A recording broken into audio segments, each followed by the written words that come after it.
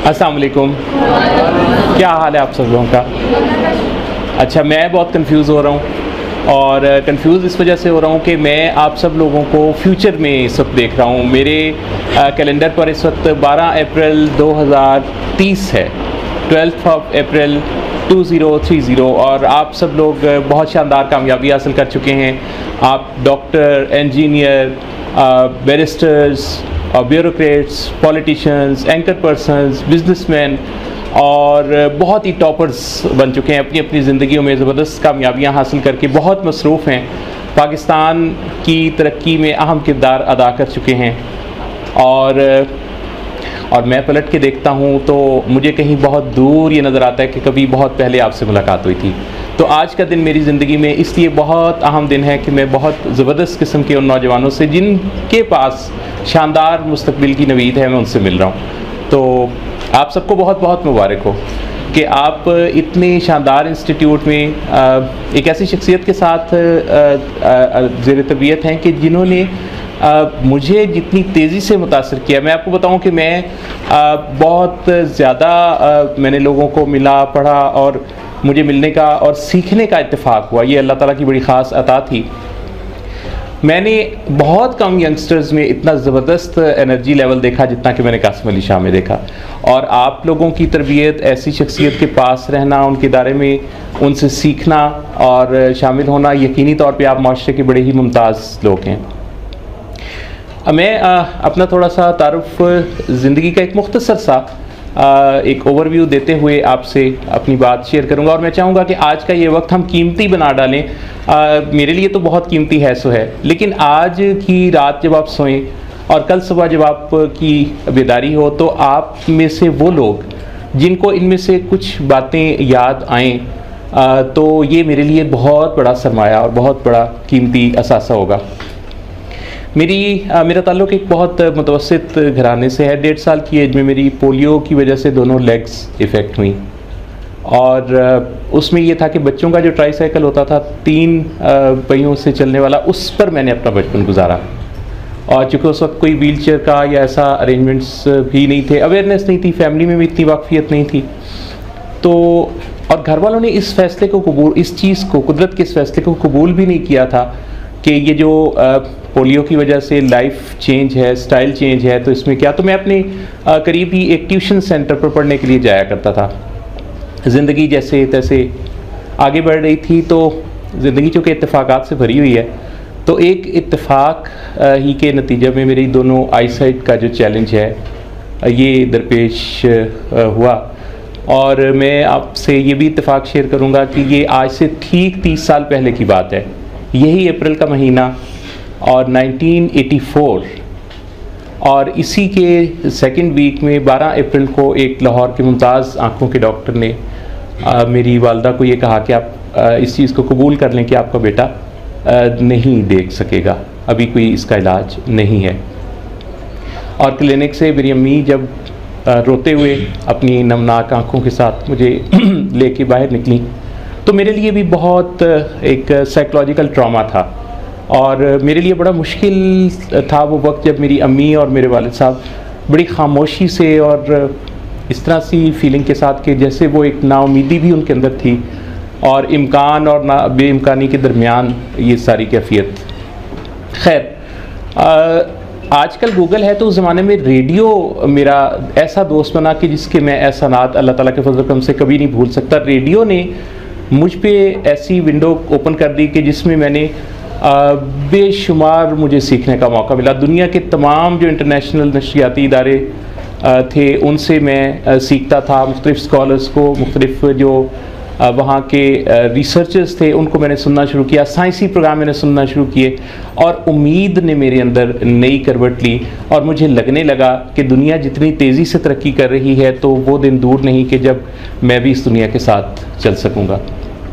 ये वो वक्त है जब मैं घर में हूँ और ज़्यादा मेरा वक्त बेड पर ही गुजरता है। अभी नया खैर मैंने व्हीलचेयर का इस्तेमाल करना शुरू किया। ऐसा भी हुआ कि मुझे चूँकि अखबारात के लिए लिखने का शौक़ था, तो मेरी लिखी हुई कहानियाँ जो मैंने 13 साल की उम्र में लिखी थी, मेरी आई साइट के लॉस के बाद वो अखबारों में प्रिंट हुई, जो इट्सेल्फ एक ख़ासा बड़ा अलमिया फैमिली के लिए था।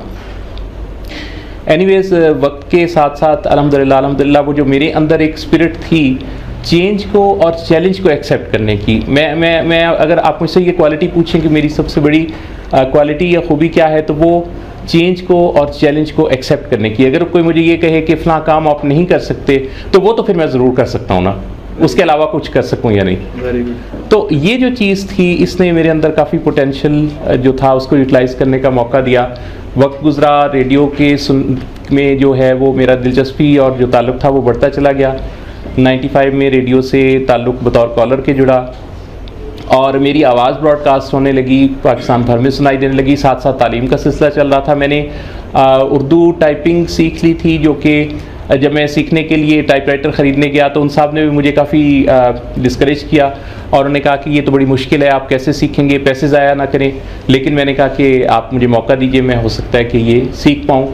और आपको मैं ये बात बड़ी खुशी से बताता हूँ कि इंसान जो सीखता है, जो कोशिश करता है, जो जुनून है ना उसके अंदर, वो बहुत कीमती एक चीज़ है, एक ऐसा स्पार्क आपको जो कि आपको रात को सोने ना दे। असल तो ख्वाब वो है ना। तो मैंने वो जो एक बड़ी शिद्दत के साथ लिखने पढ़ने के अपने अमल से दोबारा जुड़ना चाहा था, तो 1990 की वो सुपहर 15 अक्टूबर की मुझे याद है, जब मैं टाइपराइटर ख़रीद के घर पहुंचा। और मुझे वो शाम भी याद है, वो 15 अक्टूबर ही की शाम थी, वो वही दिन था। और उसी शाम मैंने अपने घर वालों के तमाम के नाम जब उन्हें टाइप करके दिखाए तो वो बहुत हैरान थे, ख़ुद मेरे घर वाले भी, क्योंकि ये जुनून था जिसने मुझे लिखना पढ़ना दोबारा सिखा दिया था। मैंने वक्त के साथ साथ अपनी जो ट्रेनिंग्स थी उसको वक्त के साथ हम आहंग किया। मैंने अपनी तालीम का सिलसिला उर्दू में, मैंने मास्टर्स तक तालीम हासिल की, टाइपिंग सीखी, कंप्यूटर ट्रेनिंग्स ली। रेडियो से जो ताल्लुक़ ने ही मुझे मेरे लिए राह हमवार की, और डॉक्टर सदाकत अली जो मेरे मोहसिन हैं और बिलिंग बेस के CEO हैं, उन्होंने मुझे एक टेली मार्केट के प्रोजेक्ट में मुझे मौका दिया काम करने का। और मैंने डॉक्टर सदाकत साहब के साथ उनके प्रोजेक्ट में काम करना शुरू किया। पहले घर पे रहते हुए काम किया, फिर बतौर टेली कम्युनिकेटर उन्होंने अपने इदारे में मुझे मौका दिया, क्योंकि 2 साल पर जो टेली मार्केटिंग का काम था उसने बहुत अच्छी सक्सेस हासिल कर ली थी अल्हम्दुलिल्लाह। तो टेली कम्युनिकेटर के तौर पे 1999 में मैंने जॉब स्टार्ट की और अल्लाह के फजल करम से मैं इस वक्त उस इदारे का डायरेक्टर सेल्स एंड PR के तौर पे पाकिस्तान में काम कर रहा हूँ। और रेडियो के जो एहसानात अल्लाह ताला ने मेरी मदद की और रेडियो के ज़रिए वो सिलसिला जारी रहा और मुझे आवाज़ की यूटिलाइजेशन पर अल्हम्दुलिल्लाह इतना सीखने का मौका मिला कि 2004 में जब मैंने एक इदारे में जाके मसफ़ 103 में जाके ऑडिशन देने के लिए बात की, तो कहने लगे कि नहीं, आप ऑडिशन मत दीजिए, आप प्रोग्राम कीजिए। और मुझे यानी जिस वक्त मैं ऑडिशन देने गया था तो उन्होंने मुझे माइक्रोफोन पे बिठा दिया, और वो दिन और आज का दिन, तो ये तकरीबन 10 साल, 1 मई को मुझे 10 साल हो जाएंगे। ये पहला मौका था जब पाकिस्तान में किसी बसारत से महरूम ब्लाइंड पर्सन ने लाइव ब्रॉडकास्टिंग में किसी रेगुलर शो का आगाज़ किया था। और ये एजाज़ भी मुझे मिला कि पाकिस्तान में मेरे बाद अब तक मेरे नॉलेज के मुताबिक 10-12 ऐसे लोग हैं जो कि ब्लाइंड हैं और मुख्तलिफ FM चैनल्स पे वो काम कर रहे हैं। तो गया ये एक इंडस्ट्री में स्पेशल पर्सनस की शिरकत का आगाज़ था। बहुत सारे एजाज़ात अल्हम्दुलिल्लाह।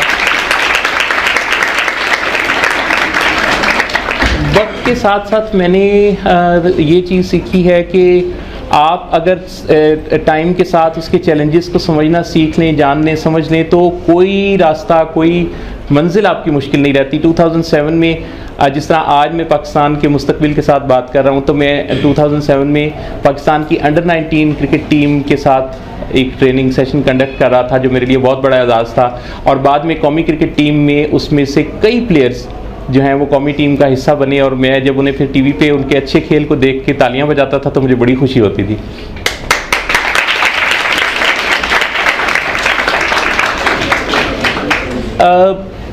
मुझे आपसे अपने वक्त को शेयर करते हुए और इस वक्त आपसे कुछ बातें करते हुए बहुत खुशी हो रही है। मैंने ज़िंदगी में बहुत ऐसे लोगों से मुझे सीखने का मौका मिला जिन्होंने अपनी कामयाबियों से इस ज़मीन पर ऐसी ऐसी दास्तानें रकम की हैं, जिन्होंने लोगों को चेंज किया है, जिन्होंने बेशुमार किताबें लिखी हैं। मैं चूँकि 1-2 अफराद नहीं, ऐसे बेशुमार अफराद हैं। मैं ख़ुद उनके साथ मिलके और उनके साथ सीखने का जब मुझे मौका मिलता था और मैं उनकी बातें दूसरों से शेयर करता था, तो बहुत सारी ज़िंदगियाँ मैंने बदलते देखी।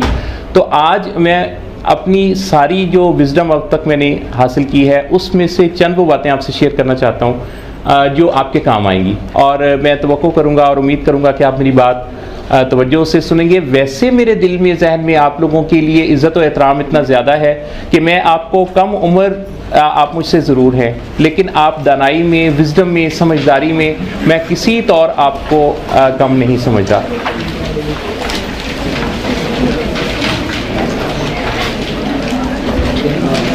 अच्छा, 1987 की बात है जब अमेरिका में डॉक्टर एटना रीड ने तालीम के मैदान में एक ऐसा काम किया कि जो कि इससे पहले तारीख़ में उसकी मिसाल नहीं मिलती। डॉक्टर एटना रीड जो है वो एजुकेशनिस्ट हैं और उन्होंने 9 साल के अपने एक्सपीरियंस के साथ एक ऐसा इंस्टीट्यूट बना डाला अमेरिका में कि जिसमें उन्होंने उन बच्चों को एडमिशन दिया जिनको उन्होंने ढूंढा था। अमेरिका के मुख्तलिफ सिटीज़ में उन्होंने ढूंढा था ऐसे बच्चों को जिनको नालायक समझा जाता था, उन बच्चों को जिनको टीचर और पेरेंट्स नालायक कहते थे, उन बच्चों को उन्होंने ढूंढा और 1987 में उन्होंने रीड स्कूल की बुनियाद रखी। और इस तरह उन्होंने एक ऐसे इदारे में उन बच्चों पर काम करना शुरू किया जिनकी लियाकत या काबिलियत के बारे में सब लोगों को शक था। और ये जो इंस्टीट्यूट है रीड स्कूल, इसने इतना शानदार काम किया कि जल्द ही दुनिया की नज़रों में नालायक समझे जाने ये लोग और ये स्टूडेंट जो हैं वहाँ के बहुत मुमताज़ टॉपर्स में शुमार होने लगे। तो ये वो काम है जो कि दुनिया में जिसने फिर बुनियाद रखी एग्जेक्टिव स्किल्स की पहचान की। मैं शेयर करता हूँ आपसे कि एग्जेक्टिव स्किल्स क्या हैं। 11 ऐसी एग्जेक्टिव स्किल्स हैं जो कि हर इंसान पैदाइशी तौर पे अपने साथ लेके नहीं आता, बल्कि वो 6 माह की उम्र से सीखना शुरू करता है और 11 साल तक उसमें से तकरीबन 80% वो सीख चुका होता है और 24 साल की उम्र तक पहुँचते पहुँचते ये एग्जेक्टिव स्किल्स की जो लर्निंग है उसकी मुकम्मल होती है। इसकी मिसाल समझ लीजिए कि जैसे हम बच्चे जब बहुत बचपन में बोलना शुरू करते हैं तो 6 माह की एज में हम 6 माह के और साल के दरमियान हम कहीं छोटा मोटा एक लफ्ज़ बोलना शुरू करते हैं तो हमारे ब्रेन में एक लैंग्वेज सेंटर है। लैंग्वेज सेंटर वो जगह है जो बनी होती है, लेकिन उसमें फिर हम इर्द गिर्द से जो सीखते हैं तो हमारी लैंग्वेज की ग्रोथ होती है, तो हम कोई ज़बान सीख लेते हैं। एंड इसी तरह ये 11 स्किल्स हैं जो कि वो स्किल्स हैं जिनकी बेस पे ही कोई शख्स कामयाब या नाकाम होता है। यही वो स्किल्स हैं जो इंसानों के दरमियान फैसला करती हैं कि कौन मुमताज़ है और किसकी सलाहियतों में कुछ कमी है। ये जो 11 स्किल्स सीखने की ब्रेन में वायरिंग है, हम सब के ब्रेन में एक ऐसी ही वायरिंग है जैसी हमारे घरों में बिजली के बोर्ड्स की वायरिंग होती है। और हमारे माथे के एन पीछे प्री फ्रंटल कॉर्टेक्स, यानी ये वो जगह है कि जहाँ से हम सोच विचार का सारा काम लेते हैं, हम प्रॉब्लम और सलूशन के बारे में जितने गौर व फिक्र करते हैं, फैसले करते हैं, ये सब हमारे माथे के एन पीछे वो जगह है। इसलिए आपने देखा होगा कि जब हम गौर करते हैं तो हम ज़रा अपने माथे पर कुछ हाथ भी रख लेते हैं जिससे हमें लगता है कि इस जगह वो हमारी सोच विचार का मरकज़ है। अच्छा, ये जो एग्जेक्टिव स्किल्स हैं इसका मंबा और सरचश्मा भी यही जगह है और इसी के साथ पूरे ब्रेन की वायरिंग है। यहाँ से हम सोच विचार करते हैं और वो फिर 3 इंच पीछे और 3 इंच नीचे वो जगह है जिसे हम अमिगडाला कहते हैं। वहाँ वो सॉफ्टवेयर बन के शिफ्ट हो जाता है और फिर हम लाशऊरी तौर पे वो काम करने लगते हैं जो शुरू में हमने सोच के शुरू किए होते हैं, जैसे ड्राइविंग, जैसे ख़वातीन के लिए कुकिंग या और बहुत सारे काम। इन एग्जेक्टिव स्किल्स का थोड़ा थोड़ा तारफ़ आपको दे देता हूँ। अगर आप इन्हें नोट कर लें, और नोट करते हुए मैं ये भी चाहूँगा कि आप माइंड में ये चीज़ रखें कि इसकी 3 डिग्रीज़ होती हैं। एग्जेक्टिव स्किल्स को आप अपने अंदर जब परखेंगे तो इसको एक 1 to 10 के स्केल पर नापेंगे। अगर आपका स्केल 1 to 3 के दरमियान है, 1 to 3 के दरमियान है, तो इसका मतलब है कि किसी वजह से उसकी प्रॉपर अभी ग्रोथ नहीं हो पाई, तो उस पर प्रॉपर काम करने की ज़रूरत है। अगर आपका ये स्केल 4, 5 और 6 के दरमियान है तो इसका मतलब है कि आपको जो है वो इस पर आप बेहतर पोजीशन हासिल कर सकते हैं, लेकिन अभी ज़रा थोड़ा सा सीखने की मज़ीद ज़रूरत है। लेकिन अगर 7, 8, 9, 10 में से कोई आपका स्केल है तो आपको बहुत बहुत मुबारक हो, आप शानदार एक्सीलेंस की तरफ जा रहे हैं और ज़िंदगी में बहुत सारी कामयाबियाँ इस ज़बरदस्त माइंड के साथ आप हासिल करेंगे। वैसे खुशखबरी ये है कि इसमें से अगर कुछ कमी भी हो तो ये स्किल्स इन्हेंस की जा सकती हैं और इन्हें बेहतर किया जा सकता है। अच्छा, सबसे पहली जो स्किल है वो है response inhibition. Response inhibition. Number 1, response inhibition का मतलब ये है कि किसी चीज़ कुछ कहते हुए और कुछ करते हुए उसके कॉन्सिक्वेंसेस का पता होना। मुझे पता हो कि मैं जो बात कह रहा हूँ इसका नतीजा क्या निकलेगा, और मैं जो कर रहा हूँ इसका नतीजा क्या निकलेगा, ये है रिस्पॉन्स इनहिबिशन। तो ये जो स्किल है इसको आप ज़रा देख लीजिएगा कि ये इसमें आप किस स्केल पर हैं, 1 2 3 या फिर 4 5 6 या फिर 7 8 9 10। ज़बरदस्त। अच्छा, रिस्पॉन्स इनहिबिशन जो है ये आपने अगर 7 हैबिट्स वाली किताब पढ़ी है तो begin with the and in mind से मिलती जुलती है, और इस स्किल की मदद से अगर आप इस पे काम करते हैं और थोड़ा सा इस पे आप कुछ वर्कआउट कर लेते हैं तो आप बहुत अच्छे नतीजे हासिल करते हैं। ना तो आपका रिलेशनशिप का प्रॉब्लम होता है, ना आप कहीं प्रेजेंटेशन में नाकाम होते हैं, ना आपके स्टेज पर दाखिल होते हुए पाँव लड़खड़ाते हैं, क्योंकि आपने रिस्पॉन्स इनहिबिशन पर काम किया हुआ है। Number 2, working memory. Working memory भी वैसी ही है जैसे कंप्यूटर लैपटॉप की रैंडम एक्सेस मेमोरी है, रैम है। हमने आज के दिन तक अपनी ज़िंदगी में जो देखा, सुना, बोला होता है, जो भी रिकॉर्ड किया होता है, उस सब को उस मौका पर जबकि उसकी ज़रूरत हो, अगर वो बर मौका बर वक्त हमारे जहन में वो चीज़ आती है, वो रेफरेंस आता है, तो हमारी वर्किंग मेमोरी शार्प है। अगर अदरवाइज़ आपने देखा होगा कि बहुत सारे लोग बहुत ज़बरदस्त तैयारी होने के बावजूद ब्लैंक हो जाते हैं। और अक्सर ये होता है कि स्टूडेंट्स हमारे पास रब्ता करते हैं और कहते हैं कि जी तैयारी बड़ी शानदार थी लेकिन ऐन मौके पर ब्लैंक हो गया, पता ही नहीं चला। किसी और प्रेजेंटेशन के मौका पर भी ऐसा होता है। तो ये दरअसल वर्किंग मेमोरी का मसला होता है जिसमें वर्किंग मेमोरी बर मौका साथ नहीं देती। आपने बहुत सारे ऐसे लोगों को देखा होगा जो गुफ्तगू करते हैं तो उनकी गुफ्तगू में मौका और बात की मुनासबत से हर थोड़ी देर बाद कोई ना कोई शेर याद आ रहा होता है। तो ये वो लोग हैं जो कि अच्छी वर्किंग मेमोरी रखते हैं। तो वर्किंग मेमोरी को चेक रखना बहुत ज़रूरी है। ये भी ज़रा देख लीजिए कि आप वर्किंग मेमोरी में किस स्केल पर हैं। Number 3, emotional control. Emotional control, बच्चों में आपने देखा होगा कि बहुत सारे बच्चे वो होते हैं जो कि एसोसिएट हो जाते हैं किसी ख़ास टीचर के साथ, किसी ख़ास स्कूल के साथ, किसी ख़ास जगह, उनका बहुत ज़्यादा वो जुड़ जाते हैं और डिपेंडेंट हो जाते हैं और उनको कुछ इमोशनल अटैचमेंट सी हो जाती है। तो अपने इमोशंस का जायज़ा लेना ज़रूरी है। इमोशंस की टाइप्स तो आप जानते ही हैं। आप अपने आप को इमोशनल कंट्रोल में किस लेवल पर देखते हैं। चंद सवाल आपके सामने रखता हूँ, आप खुद अपने आप से पूछ लीजिए कि क्या इन सवालों का जवाब हाँ में है या ना में। क्या आपके बारे में ये बात कही जाती है कि आपको अपने गुस्से पर काबू नहीं, या आपके गुस्से का कोई जिक्र ही नहीं होता? क्या आपको कभी कभी किसी ख़ास चीज़ या किसी ख़ास मौका का फियर या फोबिया महसूस होता है? ये fear of rejection, failure, fear of unknown, या कोई और फेलियर हो सकता है, कोई और फियर हो सकता है। इसी तरह से क्या आपको शेम महसूस होती है? क्या आप नए लोगों से मिलने के लिए से ज़रा कतराते हैं, या नए लोगों से मिलते हुए आप बहुत खुशी महसूस करते हैं, आपके चेहरे पे रौनक आ जाती है? क्या आपको कुछ जेलसी महसूस होती है दूसरे लोगों से मिलकर? जब कोई दूसरा कामयाबी हासिल करता है तो क्या आप उस पर तालियां बजाते हैं, या उसके साथ उसकी दौड़ में उससे आगे निकलने की प्लानिंग करते हैं? ये और बहुत सारे वो इमोशंस जो आपको बेचैनी और बेकरारी जो आपके अंदर पैदा करते हैं, तो ये सब आप अगर इवेल्युएट करेंगे तो पता चल जाएगा कि आपका इमोशनल कंट्रोल कैसा है। आप स्ट्रेस में चले जाते हैं? क्या आप बातों के बारे में वहम करते हैं? क्या जब कभी आपको कोई मसला दरपेश होता है तो आपकी सोच अटक सी जाती है, आप बार बार उस बारे में सोचते रहते हैं, ऐसे ही जैसे कोई भैंस जुगाली करती है और बार बार अपनी खाई हुई चीज़ों को निकाल के और चबाने की कोशिश करती है? तो ये है इमोशनल कंट्रोल, इसको चेक रखने की बड़ी ज़रूरत है। Number 4, sustained attention. अच्छा, आप लोग किसी जगह मुझे रोक भी सकते हैं और सवाल पूछ सकते हैं ताकि मुझे आसानी हो जाएगी कि अगर मैं अपनी बात प्रॉपर नहीं कन्वे कर पा रहा तो आप मुझे मौका देंगे कि मैं उस बात को मज़ीद वाज़ेह कर सकूं। क्या are you okay with me? मैं अब तक आपको ऑन पेज रखे हुए हूँ? ओके। सोच का अटक जाना।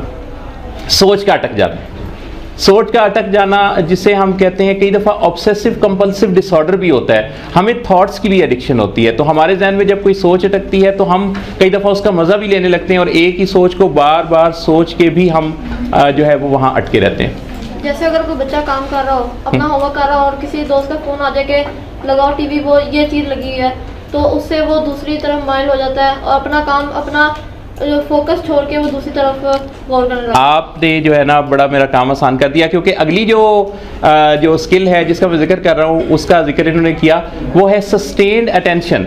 Number 4, sustained attention.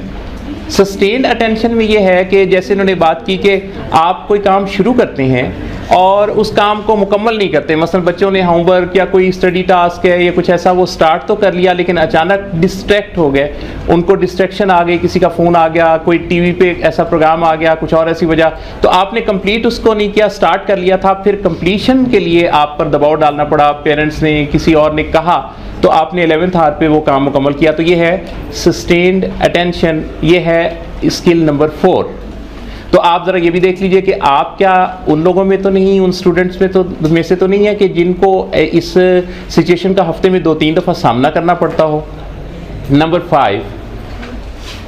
5 जो स्किल है ये है टास्क इनिशिएशन। टास्क इनिशिएशन वो होती है कि किसी काम के शुरू करने की कोशिश और जो सही है वो आप तेज़ी के साथ नहीं कर पाते, प्लानिंग रखते हैं लेकिन उसको स्टार्ट नहीं कर पाते। तो टास्क इनिशिएशन का मतलब ये है कि आपने काम शुरू ही नहीं किया, आपको बाकायदा उसके लिए पुश करना पड़ा। तो पुश की जो रिक्वायरमेंट है या ज़रूरत है उस पर आप डिपेंडेंट हो गए, घर वालों ने, किसी ने कहा तो आपने टास्क शुरू किया। तो ये जो टास्क इनिशिएशन है ये भी खासा बड़ा मसला है, इसीलिए ये बहुत इंपॉर्टेंट स्किल माहिरीन ने बताई है कि हमारी वो है जिसके ज़रिए हमारी सारी ज़िंदगी की कामयाबी और नाकामी का ताल्लुक है। इसमें भी आपने देखना है कि आप किस स्केल 1 to 10 के स्केल पर आप कहाँ फॉल करते हैं। नंबर 6 ये है planning and prioritisation. Planning and prioritisation की स्किल का ताल्लुक भी ऑलमोस्ट उस 7 हैबिट्स वाली स्किल से ही है जिसे आप पुट फर्स्ट थिंग फर्स्ट कहते हैं, जो कि तीसरी स्किल है प्लानिंग करना। यानी हम ये ख्वाहिश तो रखते हैं कि हम अमीर हो जाएं, हमारे पास बहुत रुपए पैसे सब कुछ आए, लेकिन वो अमारत आए कहाँ से, वो पैसे आए कहाँ से, इसकी हमको प्लानिंग नहीं करते। इसी तरह से प्रायोरिटाइजेशन को आप यूँ समझ सकते हैं कि हम 2 ज़रूरी कामों के बीच फंसे रहते हैं, हम करते हैं लेकिन हम तरतीब का ख्याल नहीं रखते। मिसाल के तौर पर अगर नमाज और वज़ू को देखा जाए तो दोनों ही ज़रूरी और लाजमी हैं, लेकिन अगर कोई शख्स नमाज पहले पढ़ ले और वज़ू बाद में करे तो किए तो उसने दोनों ज़रूरी काम, लेकिन उसने तरतीब बदल दी जिस वजह से उसकी नमाज ना हुई। तो प्रायोरिटाइजेशन, चीज़ों को प्रायोरिटाइज करना बड़ा इंपॉर्टेंट है और ये भी वो स्किल है जिसके ज़रिए आप ज़िंदगी में बहुत कामयाबी हासिल करते हैं या इसके बरक्स होता है। नंबर 7, अच्छा मैं आपको बताऊं कि मैं आपसे मोटिवेशन पर क्यों बात नहीं, मैं आपको बताऊं कि मैं आपकी मोटिवेशन पर अगर बात करूं तो थोड़ी ही देर में आप के कहकों से ये जगह गूंजने लगे या आपकी आंखों में आंसू आ जाएं, लेकिन मैं ये नहीं चाहता। मैं आपके लॉजिकल ब्रेन को अपील कर रहा हूँ। मेरी कोशिश ये है, क्योंकि जो लॉजिक्स होती हैं ना ये याद रहती हैं, इमोशंस उस मौके पे जज्बात का वो उठान होता है जिसने बाद में बैठना भी होता है। तो मेरी कोशिश और ख्वाहिश ये है कि आज मैं आपसे वो बातें करूं जो आपको अगले काफ़ी अरसे तक याद रहें, और आप जो इन चीज़ों को नोट कर रहे हैं तो ये आपके ज़िंदगी भर के लिए कुछ ना कुछ कंट्रीब्यूशन बनेगा, क्योंकि मैं तो आपको 2030 के अप्रैल में देख रहा हूँ ना। अच्छा, नंबर 7 मैंने आपको जो बतानी थी स्किल वो है ऑर्गेनाइजेशन। अच्छा, ऑर्गेनाइजेशन जो है ये वो स्किल है जिसके ज़रिए आप पहचानते हैं, आप जब मिलते हैं बच्चों से, बड़ों से, दूसरों से, तो आप अगर उनके घर को देखें तो उनके घर में आपको तरतीब या बेतरतीबी नज़र आती है। मसलन बच्चे जब स्कूल कॉलेज से वापस आते हैं तो वो सॉक्स कहीं फेंकते हैं, बैग कहीं फेंकते हैं, अपनी बाकी चीज़ें कहीं फेंकते हैं और बाद में उन्हें ढूंढते फिरते हैं, ढूंढते रहते हैं कि कौन सी चीज़ जो है वो किस जगह रखी थी, और इस पर अच्छी खासी विल पावर कंज्यूम करते हैं। अच्छा, ये जो इसी तरह से किचन में ख़वातीन और बच्चियां जो काम करती हैं तो उनके किचन की तरतीब से देखा जा सकता है कि उनके बिहेवियर्स किस तरतीब में हैं। तो लड़के को उसकी गाड़ी और उसके कमरे की तरतीब से, और लड़कियों को उसके किचन और घर की सफाई और चीज़ों की तरतीब से बहुत अच्छी तरह एवेल्यूएट किया जा सकता है कि उनकी सोचों में कितनी तरतीब या बेतरतीबी है।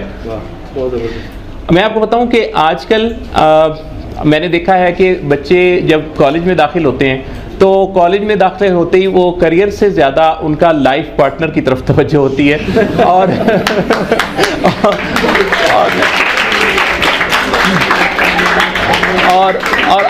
आपको बताऊं कि अक्सर ज़हन में क्या गूंज रहा होता है, मैं रंग शरबतों का तू मीठे घाट का पानी।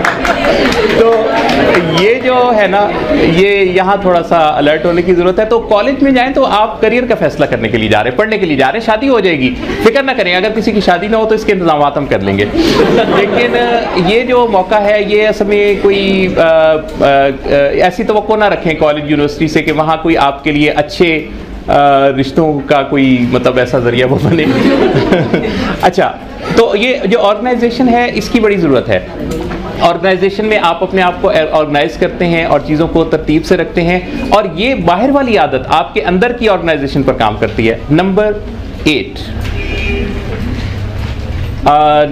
8 जो है ये जनाब मेरा ख्याल है कि प्लानिंग एंड प्रायोरिटाइजेशन के बाद जो नंबर 7 थी वो ऑर्गेनाइजेशन, और number 8 time management. Time management, अच्छा, बड़ी दिलचस्प बात मैं आपको बताऊं कि जो टाइम मैनेजमेंट का हम कॉन्सेप्ट रखते हैं वो रिलेटेड है कैलेंडर से, लेकिन दौर बदल गया है। मैं आपको बताऊं, अब वो दौर नहीं है कि जिसमें हम कैलेंडर से रिलेटेड रहें। अब गैजेट्स ने हमारी ज़िंदगी में एक मिनट को कीमती कर दिया है। तो ये जो 8वीं स्किल यानी टाइम मैनेजमेंट की स्किल है, इसमें अगर आप कोई कीमती से कीमती काम भी कर रहे हो और आप अपनी टाइमिंग को और अपनी टाइम मैनेजमेंट को अगर आप ध्यान में नहीं रखते तो आप फिर ज़िंदगी में बहुत सारी कामयाबियों से महरूम हो सकते हैं। सो टाइम मैनेजमेंट का ख़ास ख्याल रखना, किसी काम को टाइम पर शुरू करना और अपने स्टैंडर्ड टाइम के अंदर अंदर उसको मुकम्मल करना, ये बहुत ज़रूरी है। इसके लिए आप गैजेट्स से बहुत अच्छी काम ले सकते हैं। मैं जितना अपने मोबाइल के रिमाइंडर्स से और मोबाइल के अदर फीचर्स से काम लेता हूँ, मैं जो मोबाइल्स यूज़ करता हूँ उसमें जदीद जो फीचर्स हैं उसमें कॉल और मैसेज के अलावा वाले सारे फीचर्स को मैं भरपूर तरीके से इस्तेमाल करता हूँ। और अगर ये पता चल जाए एप्पल वालों को या नोकिया वालों को तो यकीनन वो इसकी कीमत बढ़ा देंगे, क्योंकि मैं उसको सुबह से शाम तक उसका भरपूर फ़ायदा उठाता हूँ। तो इन चीज़ों का अपनी ज़िंदगी के सिस्टम्स को बेहतर बनाने पर फ़ायदा उठाना चाहिए।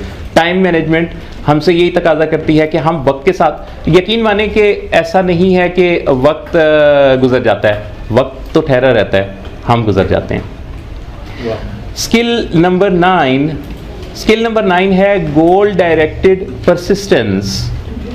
गोल डायरेक्टेड परसिस्टेंस वो स्किल है जिसकी मदद से आप ये एवेल्यूएट करते हैं कि क्या आप किसी काम को बड़े ज़ौक़ व शौक़ से शुरू करके उसे तकमील तक भी पहुंचाते हैं या नहीं। गोल डायरेक्टेड परसिस्टेंस, गोल डायरेक्टेड परसिस्टेंस में आप किसी काम को शुरू करके ये जायज़ा लेते हैं कि ऐसा तो नहीं है कि आपने काम शुरू किया और उसे छोड़ दिया। बहुत सारे काम मेरी ज़िंदगी में, आपकी ज़िंदगी में अगर आप पलट के देखें तो पिछले सालों में कई ऐसे काम होंगे जो हमने बड़े ज़ौक़ व शौक़ से शुरू किए लेकिन तकमील तक ना पहुँचे और अधूरा छोड़ दिया। कामों को अधूरा छोड़ने वाले लोग ज़िंदगी में बहुत दफ़ा पीछे रह जाते हैं। कामों को अधूरा मत छोड़ा कीजिए, या तो शुरू ही ना किया कीजिए, शुरू करें तो फिर उसको मुकम्मल किया कीजिए। तो गोल डायरेक्टेड परसिस्टेंस भी वैसी ही स्किल है जिसमें आपको जायज़ा लेना होगा कि आप 1 to 10 के स्केल पर कहाँ खड़े हैं। Number 10 flexibility. फ्लेक्सिबिलिटी वो स्किल है जो बड़े शानदार और कामयाब लोगों में पाई गई, और दुनिया में जब रिसर्च हुई तो हर तरक्की याफ्ता शख्स के अंदर ये फ्लेक्सिबिलिटी की स्किल बहुत ज़बरदस्त लेवल पर मौजूद थी। क्योंकि ये जो फ्लेक्सिबिलिटी है ये दरअसल लर्निंग एटीट्यूड है जिसमें आप अपने किए हुए पर स्टक नहीं हो जाते, आप अपने जाने हुए पर ज़िद्दी नहीं हो जाते, आप अपने जाने हुए पर गुंजाइश रखते हैं, आप अपडेट्स को इनवाइट करते हैं, आप अपने सॉफ्टवेयर को नई अपडेट्स देते हैं, नई लर्निंग से गुजारते हैं, नई चीज़ों को सीखते हैं, और इस तरह आप फ्लेक्सिबल रहते हैं। आप बिल्कुल ऐसे डायरेक्टली दूसरे की बात को रद्द नहीं करते, आप उसके बारे में गुंजाइश रखते हैं। क्योंकि हम इतने ज़्यादा हर वक्त ऑन नहीं होते कि हम जब भी हमसे कोई सवाल पूछा जाए तो फ़ौरन से हमारी जो राय है वो बेहतर हो जाए, तो या फ़ौरन असल राय वो जो देना चाहिए वो हमारी तरफ से पहुँचे, बल्कि हम फ्लेक्सिबल होने में ये गुंजाइश रखते हैं कि कई दफ़ा हम माजरत भी कर लिया करें कि हमारे जहन में इस वक्त प्रॉपर आंसर नहीं है, आप बताइए। और ये जो लर्निंग एटीट्यूड है जिसके लिए आप इनवाइट करते हैं दूसरों को सिखाने के लिए, इससे मैंने ज़िंदगी में बहुत ज़्यादा फ़ायदा उठाया। मैं अनजान बन जाता हूँ, बहुत पढ़े लिखे लोग, कासिम अली शाह जैसे लोग जब मुझे मिलते हैं तो मैं बिल्कुल अजनबी हो जाता हूँ, मैं इनका स्टूडेंट बन जाता हूँ। और मैं आपकी तरह जब इनका स्टूडेंट बन जाता हूँ तो मैं इनसे बहुत सीखता हूँ। मैंने इनके बहुत सारे ऑडियो प्रोग्राम से इनसे बताए बगैर अब तक जितना फ़ायदा उठाया, तो फीस देना तो मुझ पर भी बनता है वैसे।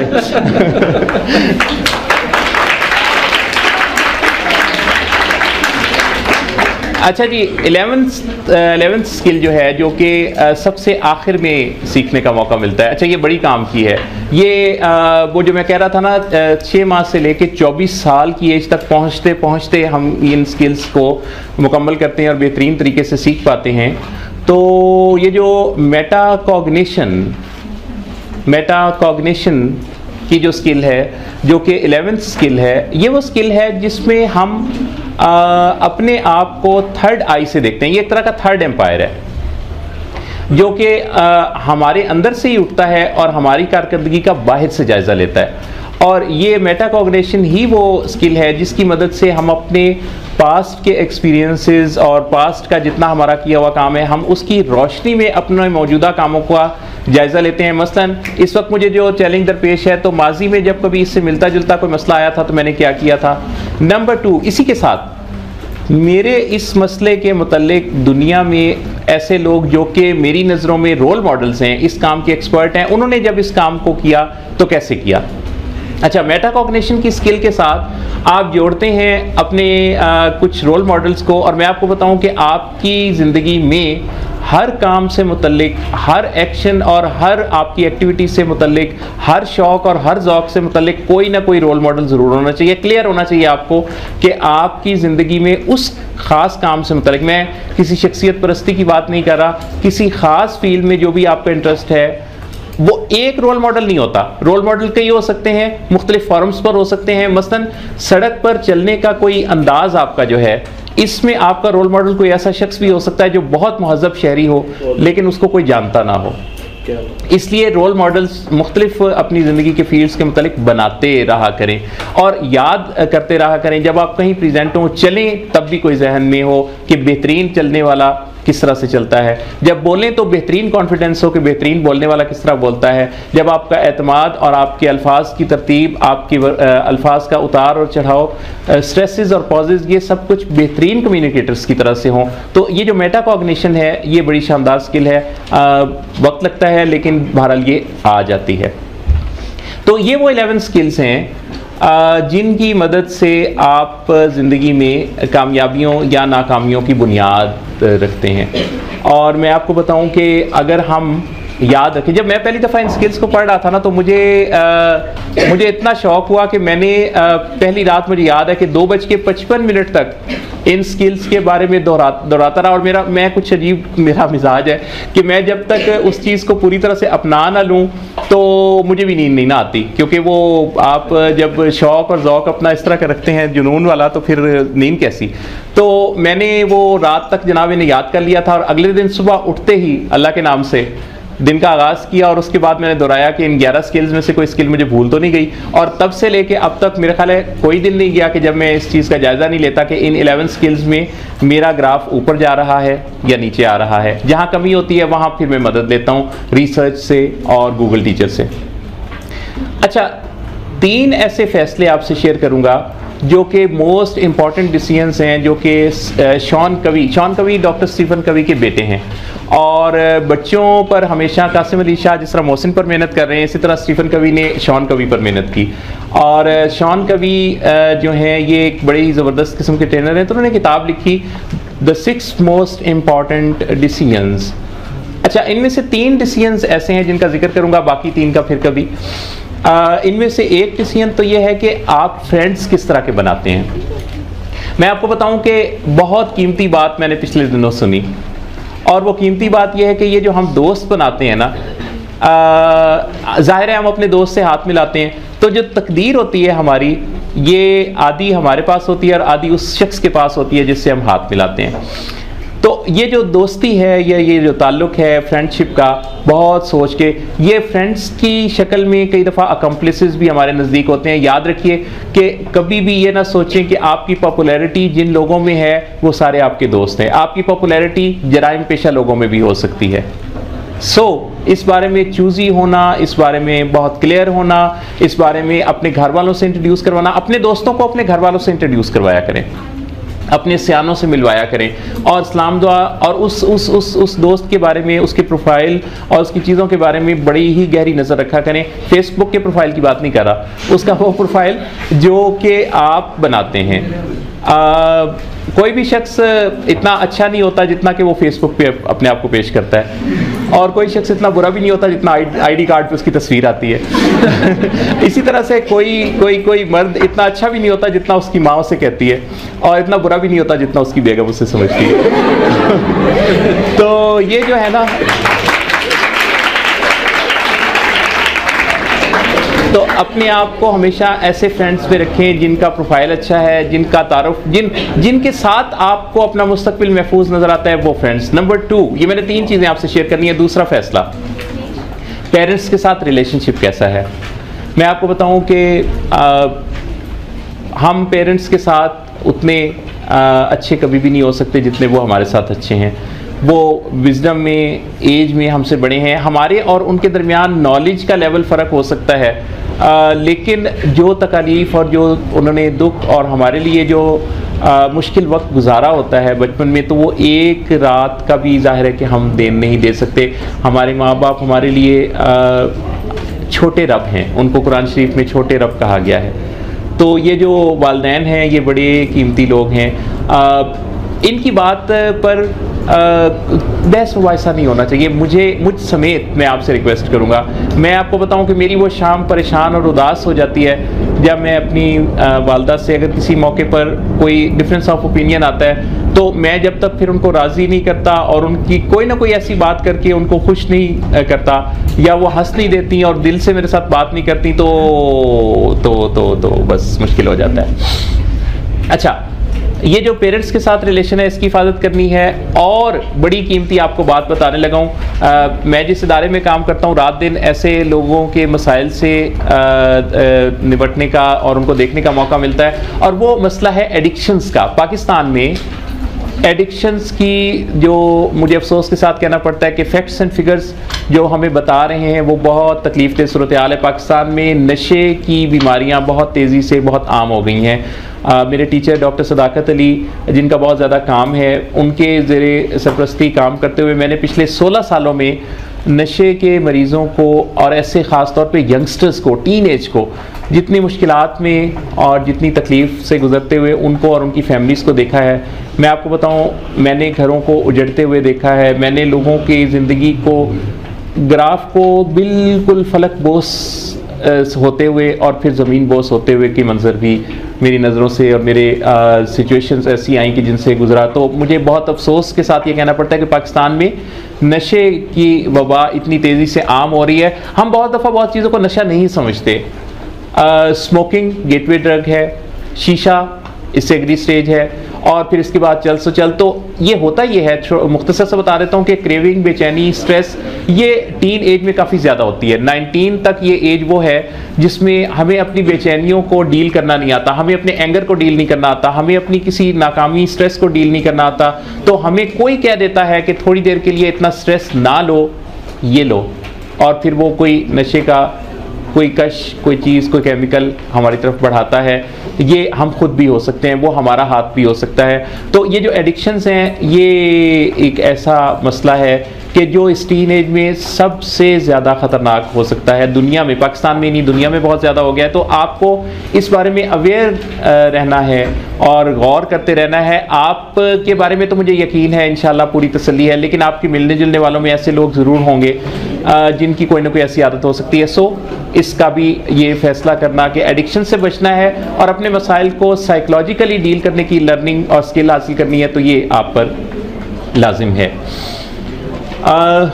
मैं आखिरी जो बातें आपसे 2-3 शेयर करते हुए आपसे इजाज़त चाहूँगा, और आपके जहन में कोई सवाल होगा तो आप मुझसे पूछ लेंगे।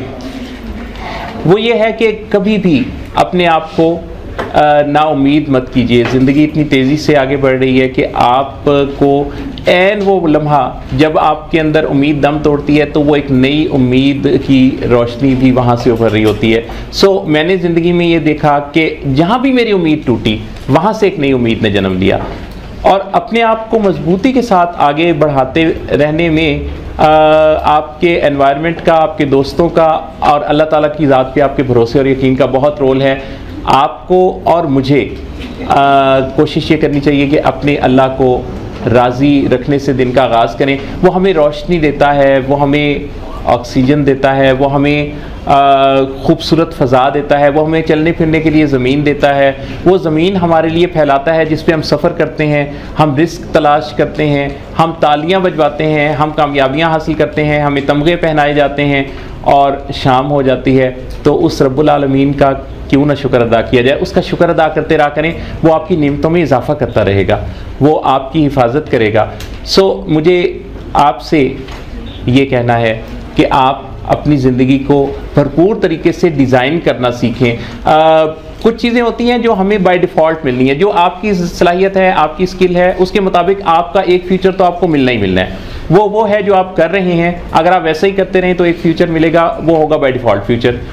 एक है बाय डिज़ाइन फ्यूचर।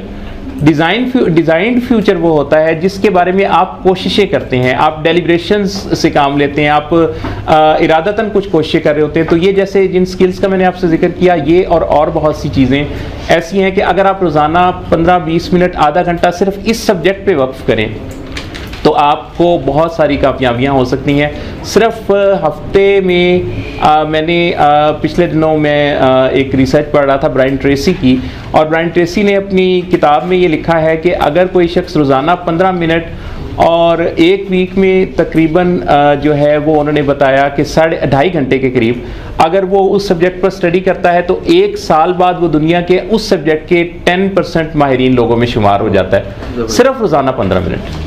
तो आप प्लीज़ कुछ ऐसा अपना सब्जेक्ट ज़रूर तलाशिए जिसमें आप रोज़ाना 15 मिनट अपनी इस स्टडी के लिए रखें। वॉक किया कीजिए रोज़ाना 25 मिनट की वॉक आपके लिए ज़रूरी है। वाटर इनटेक, हम प्यास लगने पर पानी पीते हैं, हमें प्यास लगने पर पानी नहीं पीना। हमें जिस्म की तरफ से अलार्मिंग सिस्टम ऑन होने पर आराम की तरफ नहीं जाना चाहिए। वाटर इनटेक तकरीबन 2 लीटर रोज़ाना पीना आपकी सेहत के लिए अच्छा है। रोज़ाना 25 मिनट की वॉक आपके लिए बहुत मुफीद है। रोज़ाना 7 to 8 आवर्स की नींद, और इसी तरह से एक अच्छे खूबसूरत दिन के आगाज़ के लिए अल्लाह ताला के ज़िक्र से अपने दिन का आगाज़ करना बहुत ज़रूरी है। बहुत बहुत शुक्रिया। अल्लाह ताला आप सबको बहुत कामयाब